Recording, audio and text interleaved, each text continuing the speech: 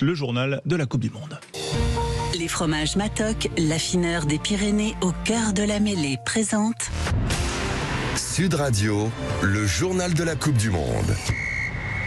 Avec Lucien Gasparac et toute l'équipe Sud Radio. On a appris un retour inattendu à la compétition, Lucien. Rebonsoir. Rebonsoir. Oui, Virimi Vakatawa qui aurait pu participer à la Coupe du Monde, lui qui a eu 32 sélections entre 2016 et 2022, mais à qui on a décelé un problème cardiaque. Il ne pouvait plus jouer, mais finalement, il va reprendre le rugby en Angleterre au Bristol Bears.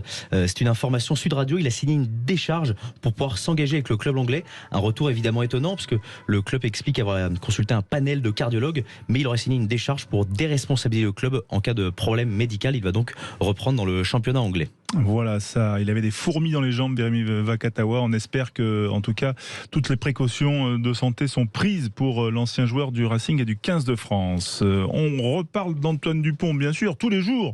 On parle d'Antoine Dupont et notamment du directeur général de World Rugby qui a tenu à mettre les choses au point, les choses au clair.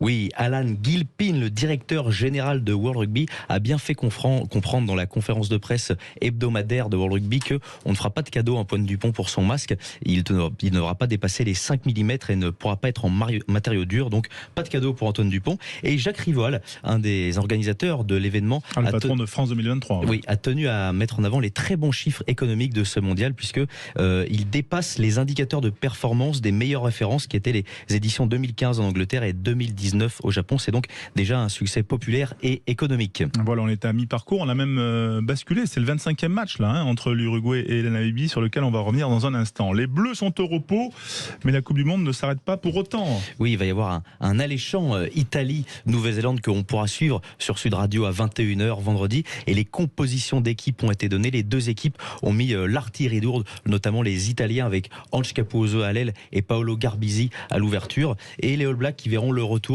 de leur capitaine Sam Cane. Il revient de blessure, il s'était blessé juste avant le match entre la France et la Nouvelle-Zélande le 8 septembre. Il reviendra sur le banc. Et une autre info composition, André Pollard, qui a été rappelé suite au forfait du talonneur Malcolm Marx, va jouer dimanche. Ce sera le demi d'ouverture de l'Afrique du Sud face au Tonga. Oui, non seulement ils vont être forts et costauds, et en plus ils vont avoir un grand buteur.